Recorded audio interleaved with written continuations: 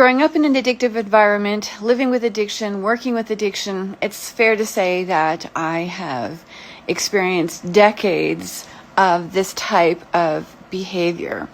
It's why I am so passionate about explaining what it is and really coming to understand that ultimately every single one of us is living with some form of addictive behavior.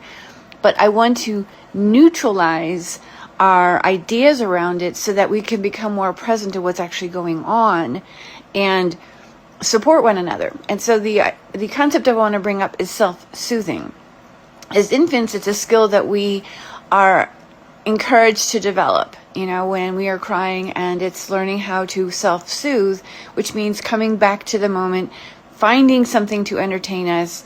Maybe it's a toy, maybe it's a mirror, something that encourages us to be present and enjoy.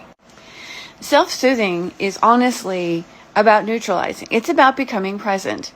As infants, we can see that because they get a hold of something and they're quite easily entertained by it. Unfortunately, as these kids grow up, more and more frequently today, they're getting a diagnosis of ADHD, even though we've encouraged them to find something to entertain them about being present. And that to me is a lot of what ADHD is. It's a fine line. That's a whole nother conversation. But ultimately, it's about becoming present and finding things that attract your attention.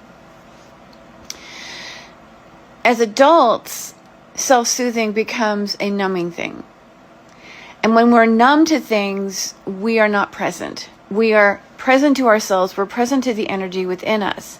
And the biggest conflict that we actually have is with our emotions.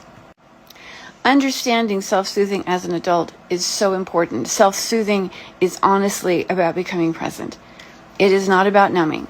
And it is not about escaping a moment.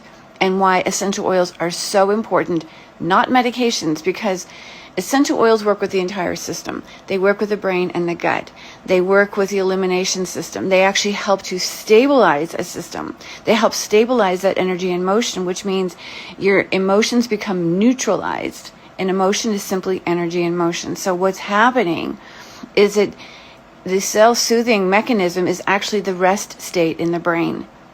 And when you are present and at rest, you are better equipped to understand. You're clear about where you can contribute, how you want to participate, and truly what your purpose is in that moment. That is healing and wholeness at its best.